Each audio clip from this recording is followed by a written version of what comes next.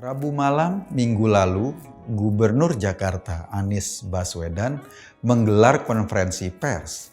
Waktu itu ia didampingi oleh Wakil Gubernur Riza Patria. Intinya pada konferensi pers itu, Anies mengumumkan Jakarta akan kembali lagi pada kebijakan PSBB atau pembatasan sosial berskala besar seperti awal merebaknya COVID-19 lalu. Semua mal ditutup, kantor-kantor bekerja di rumah atau work from home. Restoran hanya melayani pemesanan yang dibawa pulang. Singkatnya, sebagian aktivitas di Jakarta terhenti. Mungkin orang maklum dengan kebijakan ini. Peningkatan jumlah kasus beberapa waktu belakangan memang cukup luar biasa. Tapi coba deh lo perhatiin pilihan diksi yang dibangun Anies. Kayaknya agak sedikit nyeremin deh. Kata darurat bertebaran dalam konferensi pers itu, baik dalam menggambarkan kondisi Jakarta saat ini, ataupun ketika Anies menjelaskan istilah kebijakan yang mau diambilnya, rem darurat. Lo bisa bayangin gak kalau dengar kata darurat apa yang terbayang di kepala lo? Anies juga menyebut tentang terbatasnya ruangan di rumah sakit dan ancaman kematian. Sesuatu yang membuat bulu kuduk kita pasti berdiri. Sekaligus kayaknya seperti ia ingin menyampaikan gambaran ketidakmampuan otoritas kesehatan menghadapi kondisi yang semakin mengancam. Nggak bisa disangka, menyimak pidato itu, kita jelas membayangkan sebuah suasana yang agak mengerikan. Dan karena mengerikan itulah, kata Anies, Jakarta harus dihentikan aktivitasnya. Untuk menyelamatkan nyawa, menyelamatkan kehidupan, langkahnya diambil kebijakan PSBB total. Pidato yang dramatis itu direspon pasar. Besoknya pasar saham anjlok cukup dalam, sampai minus 5% penurunannya. Kepanikan melanda investor, mereka melepas saham yang dipegangnya. Otomatis kan harga-harga saham anjlok, ISG anjlok. Jika waktu itu otoritas bursa tidak menghentikan perdagangan, mungkin saja anjloknya lebih dari 5%. Kamis pagi itu, dalam beberapa jam saja, pasar keuangan kita kehilangan 300 triliun rupiah. Yang harus diingat, pasar adalah gambaran paling jujur dari respon publik terhadap kondisi yang ada. Apalagi pasar saham. Jika pasarnya bergairah, artinya masyarakatnya optimis. Jika pasarnya hancur, artinya orang pesimis. Ilmu ekonomi bahkan menilai indeks kepercayaan konsumen ini sebagai salah satu alat ukur apakah kebijakan pemerintah ditanggapi positif atau negatif oleh masyarakat. Sebagai negara dengan sistem ekonomi terbuka, kepercayaan pasar ini penting. Terus pertanyaannya, kenapa pasar resah akibat statement Pak Anies Baswedan malam itu? Ya jelas, kemampuan Anies bernarasi memang harus diakui. Cukup jempolan, kemampuan dia memilih diksi misalnya. Tapi diksi kali ini narasi yang dibangun bersifat horor. Jakarta runtuh, rumah sakit penuh, kondisi amat darurat, dan kematian membayang di depan mata. Ketika statement horor seperti itu diungkapkan oleh seorang kepala daerah dari ibu kota negara, di mana 70% ekonomi Indonesia berputar di Jakarta, apa yang terjadi? Paniklah semua.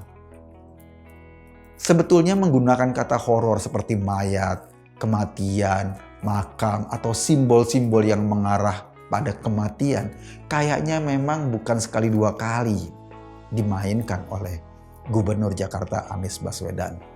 Coba lo inget deh, beberapa waktu lalu Anies juga sempat mengungkapkan jumlah pemakaman di Jakarta.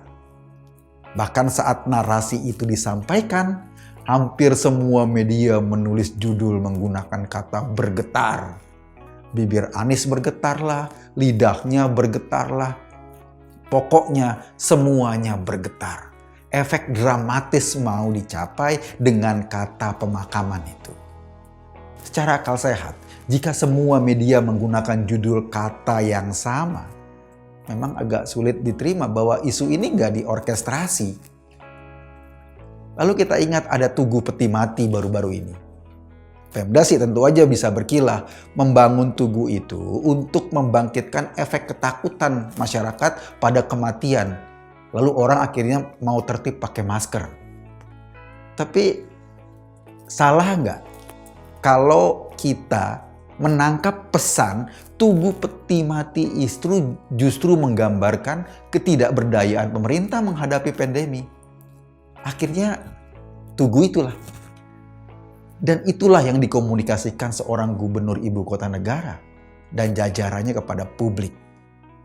Sekali lagi, dalam konteks ini, yang akhirnya jadi korban adalah kepercayaan masyarakat pada pemerintah. Gue ingin gambarin gini, jika dilihat dari pilihan diksi dalam komunikasi publiknya, sebagai pejabat, tentu sangat mengherankan pilihan-pilihan kata-kata belakangan ini. Hal-hal yang berkenaan dengan kematian banyak bertebaran. Bahkan jauh sebelum Anies naik jadi gubernur, sudah didahului dengan isu jenazah yang diancam nggak disolatkan. Jadi sebelum menjabat didahului dengan politisasi jenazah. Ketika menjabat ngomong soal kematian melulu. Syarem. Kita sih tahu, pilihan diksi dan simbol yang bermakna horor seperti tentang kematian itu membangkitkan efek komunikasi atau persepsi di masyarakat yang kayaknya melulu negatif deh. Lo mau mikir positif apa ketika komunikasinya soal kematian? Apalagi kalau diksi seperti ini disampaikan oleh seorang kepala daerah. Kayaknya menurut gua ya, Anies tuh mesti mengurangi nonton film kayak Zombie, nonton film Annabelle, nonton filmnya Susana. Udahlah, mulai sekarang perbanyaklah nonton drama-drama Korea yang agak romantis atau nonton film komedi. Dengan begitu kita berharap nanti pilihan diksi Gubernur Jakarta jadi jauh lebih positif dalam mengkampanyekan atau mengkomunikasikan kebijakan pemerintah ke masyarakat. Sebab sebagai seorang pejabat negara, Anies harus berdiri paling depan membangkitkan optimisme publik, apalagi dalam kondisi seperti ini. Selain itu, kalau Pak Anies sering nonton film humor kan atau film komedi, dia akan banyak tersenyum. Dan kalau Pak Anies tersenyum, Jakarta juga ikut tersenyum. Jadi saran gua, cobalah hentikan narasi-narasi horor itu. Kita udah tahu kondisinya seperti ini, tapi kita butuh keyakinan, kepercayaan bahwa kondisinya baik-baik saja. Toh, kondisinya tidak juga seperti yang dinarasikan. Kematian, rumah sakit begini. Enggak juga. Semuanya masih bisa dihandle mestinya. Karena kepercayaan rakyat pada pemerintah itu penting saat ini. Gue sih ya cuma ngajak berpikir. Kesimpulannya terserah lu aja. Terima kasih.